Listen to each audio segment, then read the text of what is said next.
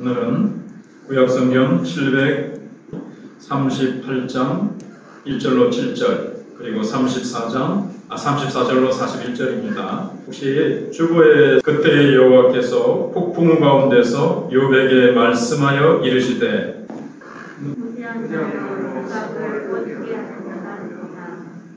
너는 대장부처럼 허리를 묶고 내가 네게 묻는 것을 대답할지니라.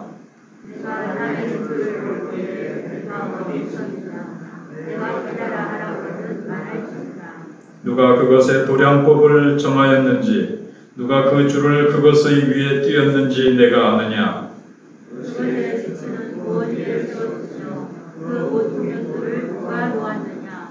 그때에 새벽별들이 기뻐 노래하며 하나님의 아들들이 다 기뻐 소리를 질렀느니라. 그 다음부터는 제가 봉독해 드리겠습니다. 내가 목소리를 구름에까지 높여 넘치는 물이 내게 덮이게 하겠느냐. 내가 번개를 보내어 가게 하되 번개가 내게 우리가 여기 있나이다 하게 하겠느냐. 가슴속의 지혜는 누가 준 것이냐. 수탉에게 슬기를 준 자가 누구냐. 누가 지혜로 구름의 수를 세겠느냐. 누가 하늘의 물주머니를 기울이겠느냐. 티끌이 덩어리를 이루며 흙덩이가 서로 붙게 하겠느냐. 내가 사자를 위하여 먹이를 사냥하겠느냐. 젊은 사자의 식욕을 채우겠느냐. 그것들이 불에 엎드리며 숲에 앉아 숨어 기다리느니라. 까마귀 새끼가 하나님을 향하여 부르짖으며 먹을 것이 없어서 허우적거릴 때에 그것을 위하여 먹이를 마련하는 이가 누구냐. 아멘. 네, 오늘은 하나님의 음성 듣기라는 제목으로 하나님의 말씀을 증거하도록 하겠습니다. 네, 가을이 깊어갑니다. 갑자기 또 추위가 찾아오듯이 이렇게 돼서 좀 이상하긴 합니다만은 얼마 전까지만 해도 아침 저녁으로 시원한 바람에 옷깃을 여미게 되고 또 집을 나서면 여기저기서 풀벌레 소리가 들리고 또 무더웠던 여름 날씨는 저 멀리 물러가고 또 하늘에 참 구름이 참 예쁘고 하늘도 참 오랜만에 진짜 중국에서 뭘 안 떼서 그런가 맑고 그렇습니다. 그리고 이제 곡식도 익어가고 열매들도 익어가고 이 계절의 오묘한 조화, 변화 참 이런 것들을 보면서 우리가 참 반갑고 또 감사한 마음으로 온 세상과 우리가 이제 대화를 나눌 수가 있습니다. 열매를 보고도 익어가는 벼 이삭을 향해서도 감나무를 향해서도 구름을 향해서도 하늘을 향해서도 의미 있는 대화를 한번 나누는 그런 여유를 한번 가져보십시오. 현대인들이 너무 바빠서 그냥 하늘도 잘 쳐다볼 새도 없고 이걸 봐도 잘못하면 답답하고 저걸 봐도 답답하고 그럴 수 있는데 우리는 하나님이 만드신 이 계절의 변화와 붉게 물들어가는 또 노랗게 물들어가는 단풍을 보면서도 우리는 또 하나님을 묵상할 수가 있다고 생각이 됩니다. 또 그런 소리는 안 들려오지만 그런 것들의 소리를 한번 들어보자는 거죠. 열매가 있고 곡식이 있고 하늘의 변화 이런 것들도 보면서 한번 우리는 소리를 들어봐야 되겠는데 아이고 나는 세상의 소리는 다 귀찮고 다 시끄럽고 귀찮다. 그렇게 할 수도 있지만 한번 우리는 세상을 향해서 하나님의 자녀이기 때문에 하나님이 다스리시고 하나님이 움직여 가시는 이 세상의 소리는 어떤가? 우리는 물론 알고 있습니다. 어떤 소리는 참 기쁨의 소리죠. 근데 어떤 소리는 정말 경쟁하는 소리, 대선을 앞두고 얼마나 그 경쟁하는 소리, 비난의 소리, 또 아파하는 사람들의 신음의 소리도 있습니다. 억울하다고 고함치는 소리도 있습니다. 코로나로 인해서 탄식하는 이 소리들, 온갖 소리들 속에서 우리는 그저 그냥 지나가고 또 그 소리구나. 저 인간들은 왜 그럴까 하는 것이 아니라 저 소리들을, 그 소리들을 우리가 들으면서 우리는 성경을 따라서 우리가 질문해보고 이 세상의 소리를 들으면 질문이 나오잖아요. 그 다음에는 성경을 따라서 우리는 답을 찾아가는 우리들 그리고 그 한 소리들을 붙들고 우리는 기도의 제목으로 삼고 하나님 앞에 또 그 속에서 하나님의 소리를 분별하고 무엇을 위해서 기도할 것인가를 우리는 찾아내서 성경을 따라서 우리는 기도하고 우리도 같이 짜증내고 우리도 같이 세상 탓을 하는 것이 아니라 우리는 그 속에서 하나님을 바라보면서 감사하고 회개하는 우리가 되어야 될 것입니다. 두 번째는 이제 들리지 않는 하나님의 응답입니다. 우리는 이제 욥기를 어느 정도 알고 있습니다. 욥 그러면은 어떤 고난의 인물, 고통의 인물이라고 우리는 딱 이렇게 각인이 되어 있습니다. 기억에 새겨져 있단 말이죠. 주제는 뭐냐면 왜 의인에게 고난이 있느냐? 이 질문에 대한 답이 이 욥기서에 들어 있습니다. 42장 그 긴 장에 이 고난이라는 주제 하나를 가지고 쭉 얘기를 하고 있어요. 우리가 잘 알듯이 하나님을 잘 섬기고 유복하던 욥이 하루아침에 엄청난 재난을 당하고 병까지 당하고 맙니다. 걸리고 맙니다. 이제 하늘에서 하나님과 이 사탄의 어떤 내기같이 하나님께서 하나님 앞에 선 사탄에게 욥과 같이 순전하고 하나님을 경외하는 이런 인물을 받느냐 하면서 자랑하실 정도로 하나님께서 그렇게 욥을 자랑하자 하시자 사탄이 하나님이 잘해주시니까 그렇죠 뭐 하나님이 그거 다 걷어가 보십시오. 하나님 욕할걸요? 그래? 그러면 내가 한번 그를 쳐봐라. 그래서 하루아침에 욥은 재산을 다 잃고 그 다음에 자녀도 잃고 그렇게 되죠. 그래도 욥이 주신 자도 여호와시요 가져가신 이도 여호와시니 여호와께서 찬송을 받으실지이다 하면서 하나님을 찬송하고 그렇게 하니까 욥도 이제 사탄이 또 하나님을 찾아 앞에 서죠. 봐라, 네가 까닭없이 욥을 쳤어도 그는 순전함을 지켰지 않느냐. 그러니까 그의 이제 몸을 쳐보십시오. 주변의 환경들은 그렇다 치고 자기의 몸을 치면 분명히 하나님을 거부하고 욕하고 하나님을 떠날 겁니다. 내가 거기까지는 허락한다. 근데 거기 이상은 안 된다. 생명은 안 된다는 거죠. 그래서 욥이 온 몸에 병이 들고 피부가 다 갈라지고 그래서 기아장으로 길거리에 앉아가지고 자기의 피부를 긁을 정도로 완전히 모든 것이 무너집니다. 세상 사람들이 별별 몹쓸 소리를 했을 것이고 우리가 잘 알고 있듯이 2장에서 심지어 아내조차도 당신이 그래도 자기의 온전함을 굳게 지키느냐 하나님을 욕하고 죽으라 2장 9절에서 그렇게 폭언까지 들었습니다. 근데 여러분 한번 생각해 보세요. 당신이 그래도 자기의 온전함을 굳게 지키느냐 하나님을 욕하고 죽으라. 여기에 누가 그렇게 원하는 거죠? 사탄이죠. 이렇게까지 되면 사탄이 그 말을 하면 사탄이 하나님께 가서 보세요 하나님 다 걷어가시니까 욥이 하나님 배반하고 하나님 떠나지요? 제가 뭐라 그랬습니까? 인간들은요 뭔가 복을 받으니까 하나님을 섬기는 거지 하나님 때문에 하나님을 사랑하는 건 아니라고요. 그래서 하나님의 인간 창조는 실패한 겁니다. 이 말을 하려고 했는데 욥이 끝까지 입술로 범죄하지 않았다고 2장 끝부분에 말씀하고 있습니다. 그러고 나서 이제 욥이 이렇게 폭삭 요즘 말로 폭망했다는 소식을 듣고 세 친구들이 찾아왔습니다. 지혜로운 사람들이고 진지한 상담자들이죠. 좋은 친구들이었습니다. 그러면서 욥을 위로한다고 찾아왔는데 우리가 욥기서를 읽어보면 위로가 아니라 계속 욥을 이제 비난하는 거죠. 그래서 제일 연장자인 대만 사람 엘리바스가 이제 욥을 비난합니다. 근데 최근에 이제 욥기를 계속 학자들이 연구를 하거든요.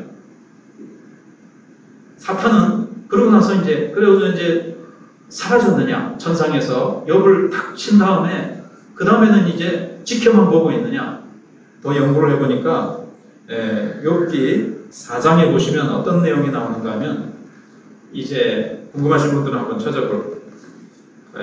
욥기 4장 14절에 보시면 12절부터 보셔도 되겠습니다. 어떤 사람이 내게 가만히 이르고 그 가느다란 소리가 내 귀에 들렸었나니 사람이 깊이 잠들 즈음 내가 그 밤에 본 환상으로 말미암아 생각이 번거로울 때에 두려움과 떨림이 내게 이르러서 모든 뼈마디가 흔들렸느니라. 그때 영이 내 앞으로 지나매 내 몸이 매매 털이 쭉뼈타였느니라. 그 영이 서 있는데 나는 그 형상을 알아보지는 못하여도 오직 한 형상이 내 눈앞에 있었느니라. 그때 내가 조용한 중에 한 목소리를 들으니 하면서 사람이 어찌 하나님보다 어렵겠느냐 하면서 쭉 얘기가 나와요. 사탄은 사라진 게 아니라 그 첫 번째 사람 엘리바스 배후에서 역사한 거예요. 한밤중에 한 영을 봤는데 환상을 본 거죠. 한 영이 나타나서 이렇게 말하더라는 거예요. 근데 이 영이 누구냐 하는 거죠. 여러분 하나님이시겠습니까? 성경에 하나님은 나 여호와가 말하였느니라 이렇게 합니다. 천사가 나타나서 말할 때도 하나님이 이렇게 자기의 정체를 밝히지 않는 존재는 없습니다. 정체를 밝히지 않지요. 그 다음에 하나님이 나타나셨을 때는 이거 긴 얘기하기는 그렇고 사탄이 나타났기 때문에 사탄의 존재는요 자기를 정체를 드러내지 않죠. 그 다음에는 온몸에 뼈가 떨렸다고 그랬어요. 그리고 온몸에 이 머리털이 쭉 뼈됐다고 그랬어요. 굉장히 공포스럽고 굉장히 두려움을 가져다 주죠. 이게 이제 악한 영이라는 것을 알 수가 있습니다. 자기 정체를 안 밝히잖아요. 그러면서 얘기를 이제 쭉 하면서 내가 본 자기는 뭐냐면은 엘리바스는 하나님의 영, 하나님이 나에게 한번 이렇게 환상으로 계시해 주셨다는 거예요. 그 내용이 뭐냐면 우리가 잘 아는 인과법칙이에요. 콩 심은 데 콩 나고 팥 심은 데 팥 나는 응보의 원리라고도 하죠. 사람이 선한 일을 하면 거기에 마땅한 상과 축복을 받고 악한 일을 하면 거기에 대한 심판과 벌을 받게 된다. 이 원리가 맞죠. 그죠? 하나님은 그 원리로 세상을 지으신 게 맞습니다. 그런데 엘리바스의 말을 이 시간에 다 인용할 수는 없잖아요. 다 읽을 시간이 안 되고 어떤 내용이냐면 그 말을 하는 것 같은데 좀 왜곡되어 있어요. 굉장히 절망적이고 그러니까는 인간의 전적인 타락을 얘기하는 것 같으면서 그 중에 누가 하나님 앞에 의롭다고 할 자가 있고 누가 깨끗한 사람이 있느냐 쭉 얘기하면서 그러니 한마디로 너도 죄인이다. 네가 이렇게 폭망한 이유는 너에게 죄가 있기 때문에 너 숨겨진 죄가 분명히 있기 때문에 그렇지 죄 없는데 왜 까닭없이 네가 재난을 당하고 이렇게 병에 걸리고 모든 것을 잃어버리는 재앙을 당하겠느냐 원인이 있지 않느냐 이렇게 이제 몰아가는 거예요. 근데 그 뒤에 다른 친구들도 이 첫 번째 사람의 말을 따라서 그 환상을 근거로 해가지고 거의 한마디로 동일한 말을 합니다. 조금씩 좀 다른 것 같은데 사실은 같은 말을 하는 거예요. 욥을 계속 정죄하고 비난합니다. 욥에게는 지금 뭐가 필요합니까? 위로가 필요합니다.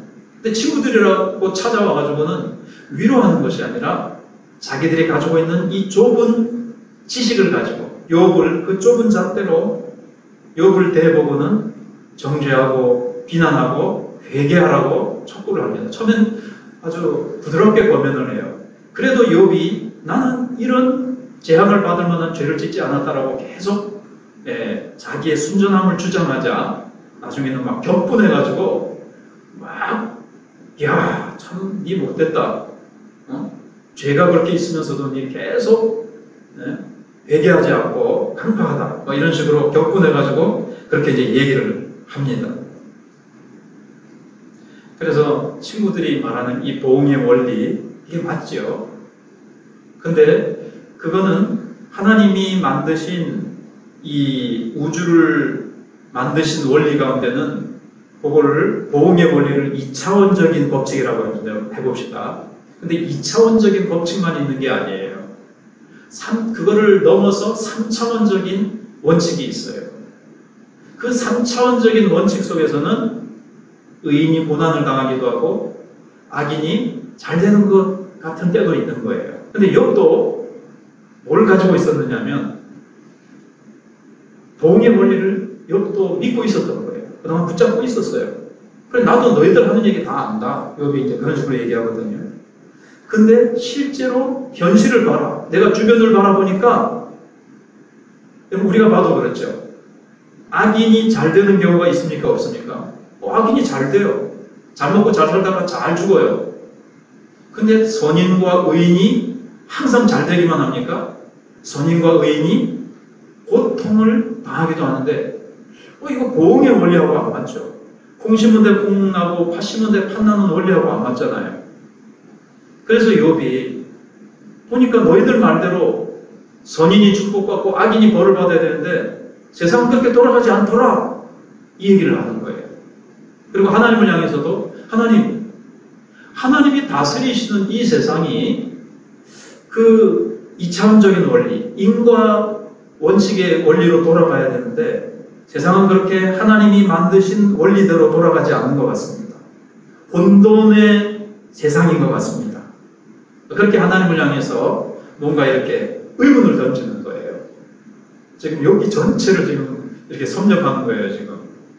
제가 어저께 이거 하루 종일 공부했습니다. 다시 한번 훑어봤어요. 그 다음에 욥이 두 번째로 하나님을 향해서 또 의문을 가지는 게 하나님은 분명히 공평과 공의로 세상을 다스리시는 분이 아니십니까? 근데 세상은 그런 것 같지 않습니다. 같은 비슷한 예입니다만, 악인이 왜 더 잘 되며 선한 사람이 왜 더 억눌리고 잘 못되고 힘들고 병에 걸리기도 하고 왜 그렇습니까? 공평과 공의로 다스리시지 않는 거 아닙니까? 이렇게 하나님을 향해서 또 의문을 던지는 거예요. 여기까지 이제 보면 이걸 가지고 이제 2차원의 원리를 가지고 세상이 돌아가니까 욥 네가 잘못한 거 있지? 회개해. 욥은 그래 너희들 하는 원리 나도 알고 있다. 세상은 그렇게 돌아가는 걸로 알고 있는데 보니까 그렇지 않더라. 그러면서 이제 서로 토론을 하는 거예요. 긴 토론을 하는 거예요. 그런데도 하나님은 4장부터 27장까지 긴 토론을 벌이는데 하나님은 중간에 잠깐 하면서 개입하셔서 하나님이 말씀하십니까? 하나님은 긴 토론 속에서 침묵하고 계십니다. 조용히 듣고만 계시는 거예요. 마치 우리가 설날이나 명절 때 막 자녀들이 다 모여가지고 삼촌, 고모, 이모 다 모여가지고 이모까지 이렇게 좀 이렇게 외가랑 친정 좀 다르게 따로 모이기도 합니다만 자만 친척들이 와가지고 막 어떤 문제 가지고 막 얘기를 할 때 아버지는 저 뒤에 앉아가지고 빙긋이 웃기만 하면서 이제 침묵하고 있죠.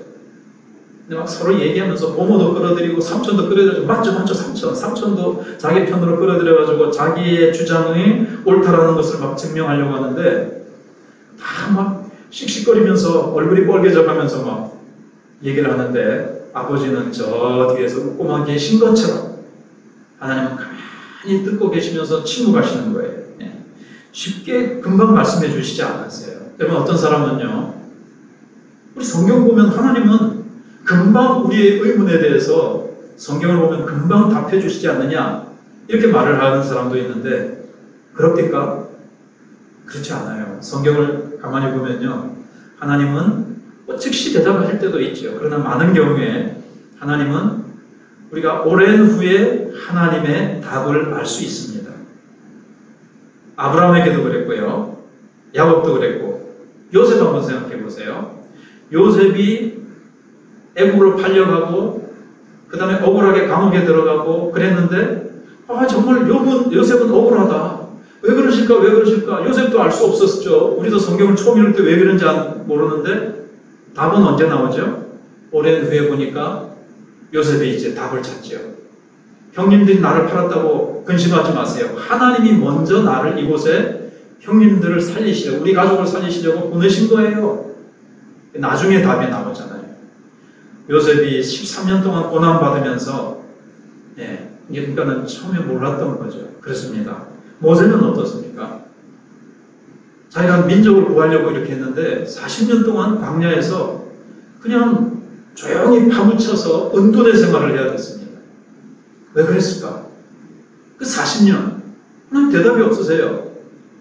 80세가 됐을 때 40년이 지났을 때 하나님이 나타나시잖아요. 그것처럼 하나님은요 금방 말씀하시지 않는 때가 많이 있다는 거죠. 자, 이제 우리의 경우를 한번 생각해 보세요.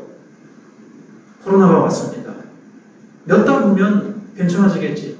몇 달 후면 풀려서 우리 다시 모여서 예배드리고 점심 식사하면서 이전과 같이 우리가 성도의 교제를 나누고 그렇게 할 거야 했는데 웬걸요?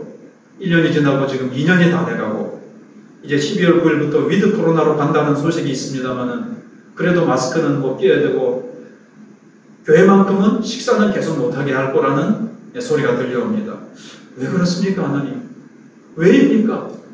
교회가 이렇게 약해져 가고 있고 주일 학교가 못 모이고 있는데 하나님 왜입니까? 하나님은 침묵하시는 거죠.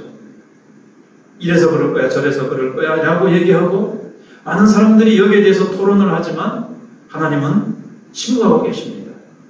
그러나 분명히 하나님은 요셉도 그렇고 모세도 그렇고 다니엘도 그렇고 그렇게 했던 것처럼 하나님은 분명히 이유를 갖고 계시는데 그리고 우리가 보면은 세상은 인과 원리로 돌아가는 것 같지 않고 어떤 질서 있게 돌아가는 것 같지 않고 혼란스럽고 정치나 경제나 이 세계 정세를 볼 때 어떻습니까? 악한 자가, 악한 나라가 더 득세한 것 같은데 하나님 저들을 왜 하나님은 가만히 내버려 두십니까? 힘없고 약한 나라와 그 사람들이 착하게 살아보려고 하는데 하나님은 왜 도와주시지 않으십니까? 참 세상은 공평과 공의로 다스려지지 않는 것 같죠. 이게 이제 성경이 욥의 친구들이 또 하박국 선지자가 의문을 가졌던 거예요. 그래서 오랜 시간 걸쳐서 간절히 기도하고 겸손히 무릎 꿇고 또 몇 번씩이나 방황하다가 다시 돌아와 회개하는 심령을 보여드린 다음에서야 비로소 하나님이 말씀이 임하시는 것을 봅니다. 인간이 자기 뜻을 내세우고 자기의 지식, 자기의 판단의 힘 이런 것들로 해보다가 모두 실패하고 나서 인간은 한계가 있구나. 우리는 정말 아무것도 모르는구나. 이런 자세로 꿇어쓰릴 때에 이제 하나님의 음성이 비로소 들려옵니다. 거꾸로 얘기하면은 내 주장, 내 생각표고 내가 맞지 이거는 이거야 라고 막 자기 주장을 우기면서 내세울 때는 하나님이 말씀하지 않으세요. 왜요? 말씀하셔도 안 들려요.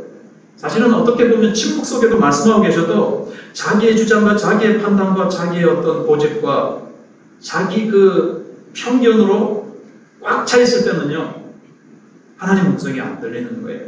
그런데 욥도 나중에 40장 이후에 또 42장에 가면 욥이 완전히 바짝 낮아지잖아요. 그때 이제 하나님께서 욥에게 진짜 이렇게 쫙 말씀하십니다. 우리도 그렇습니다. 우리도 지금 하나님이 침묵하시는 시간입니다. 이때 우리의 생각과 우리의 판단과 우리의 편견을 내려놓고 우리는 하나님 앞에 엎드릴 때입니다. 엎드려 기도하고 뒤에 나오겠지만 우리가 회개하고 하나님 앞에 바짝 낮아질 때에 하나님께서 말씀하실 것입니다. 그 다음에 이제 세 번째로 하나님의 큰 계획을 우리 인간이 알 수 있을까 하는 겁니다. 이제 그 긴 토론이 마치고 하나님께서 드디어 이제 개입하시죠. 하나님은 욥의 소리도 들으시고 욥의 친구들의 소리도 다 들으시고 아마 세상 사람들의 그 욥을 향한 별별 소리도 다 들으셨을 겁니다.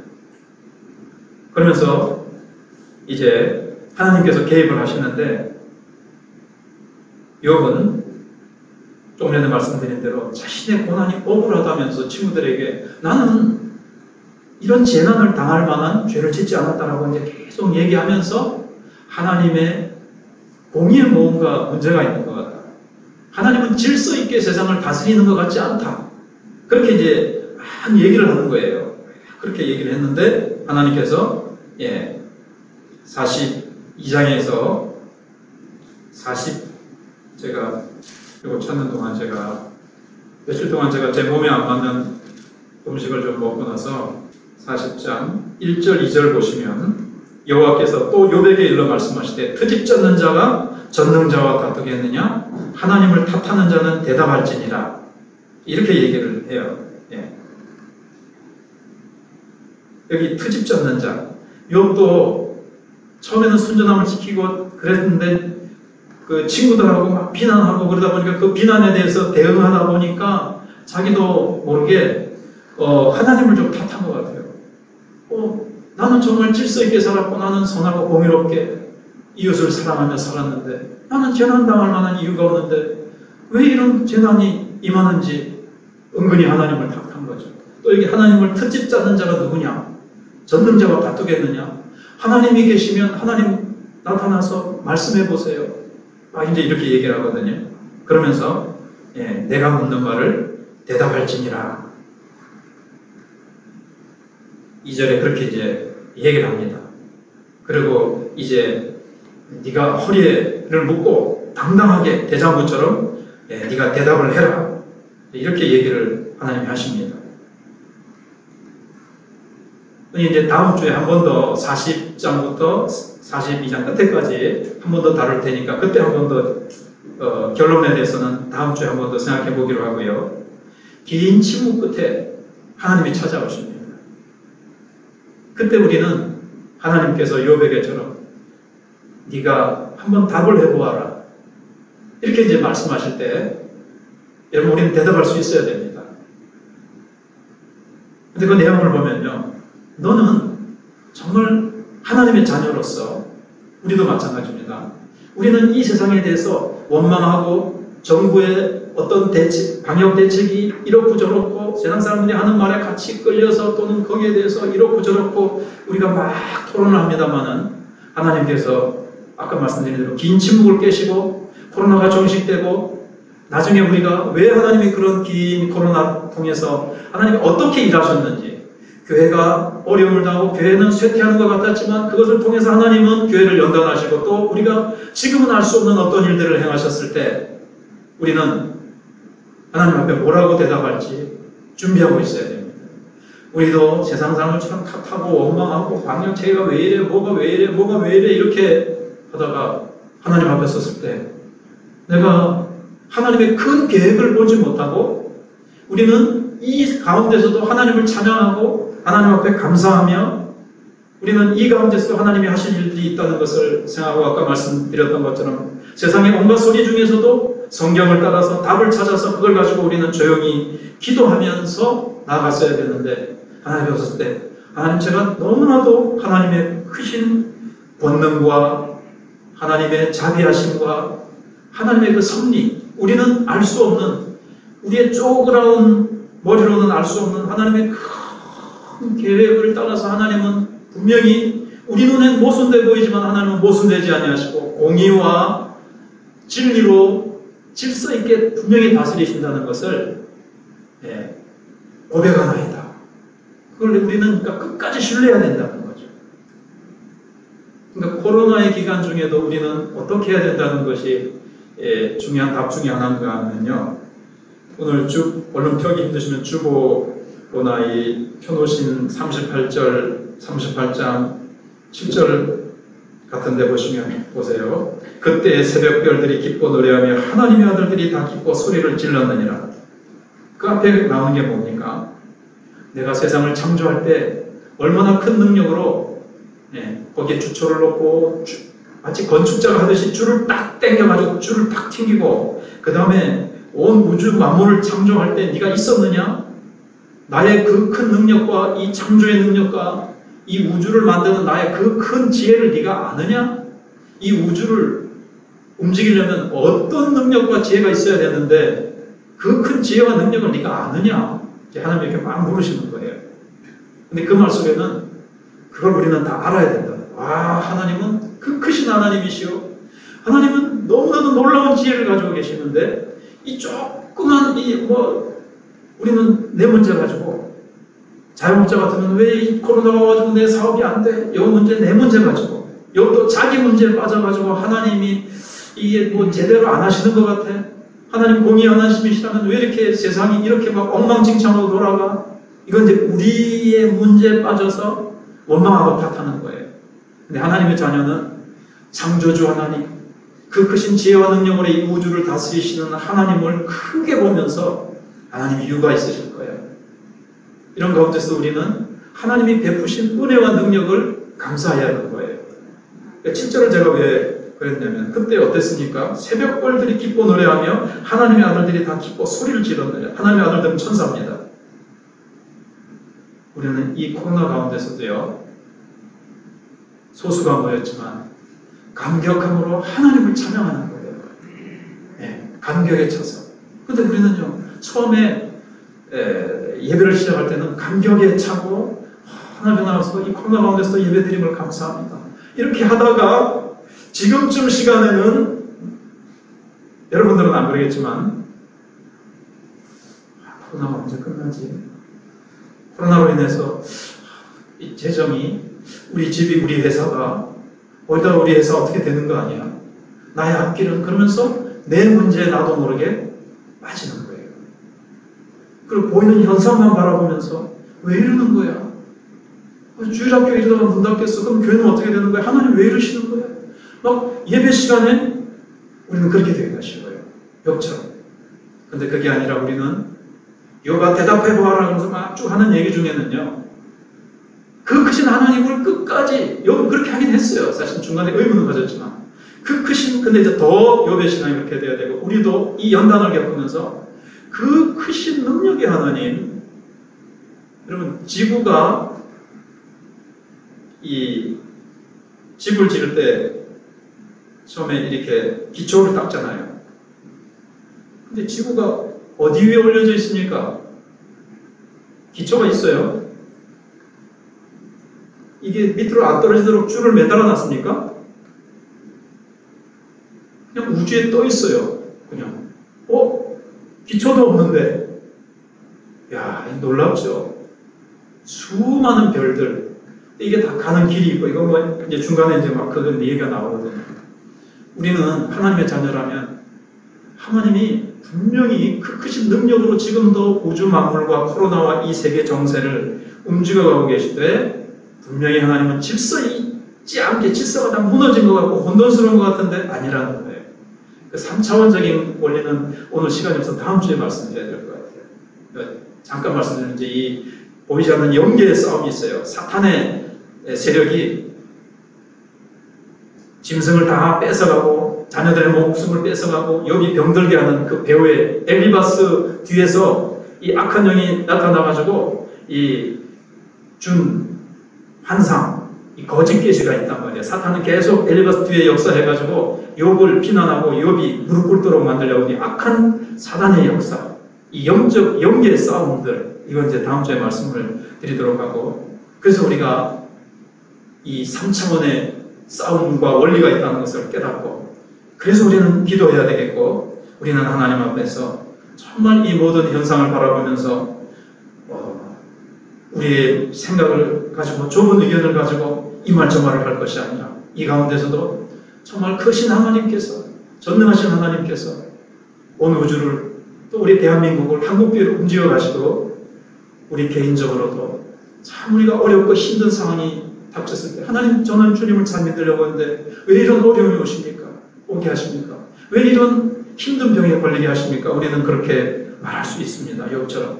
그러나 그런 가운데서 우리는 더 큰 하나님의 계획을 바라보며, 하나님 분명히 공의 하나님이시며 우리를 사랑하시며 신실하신 하나님이시며 우리는 부족하고 우리가 알지 못하고 보지 못할 뿐이지만 우리는 믿음으로 신실하신 하나님을 바라보면서 끝까지 욥처럼 인내하며 하나님 앞에서 우리의 순전함을 지키며 우리가 엎드려서 기도하며 인내하며 나갈 때 분명히 하나님께서는 끝에 욥기는 어떻게 되죠? 해피엔딩으로 끝납니다. 그렇습니다. 하나님은 분명히 해피엔딩으로 끝나게 하시는 하나님이십니다. 한국교회도 그렇게 하실 것이고 하나님을 끝까지 욥처럼 신뢰하고 신실하게 인내하는 저 여러분들에게 하나님께서 해피엔딩으로 복 주실 줄 믿습니다. 예, 그 하나님을 믿고 우리 하나님을 붙잡고 우리 기도하며 나가도록 하겠습니다. 하나님 이런 가운데서도 하늘의 별들처럼 하나님의 아들들처럼 하나님을 찬양하게 해주시고 하나님 우리 속에 하나님을 향한 감격이 어떠한 상황 가운데서도 계속되게 해달라고 우리 기도하며 나가겠습니다. 하나님 그렇습니다. 하나님께서 우리를 사랑하시고 분명히 하나님은 하나님의 공의를 따라서 온 우주를 다스리십니다. 지금은 잠시 세상이 혼돈스러운 것 같고 하나님의 공의의 법칙이 작동하지 않는 것 같고 하나님의 공의의 원리가 작동하지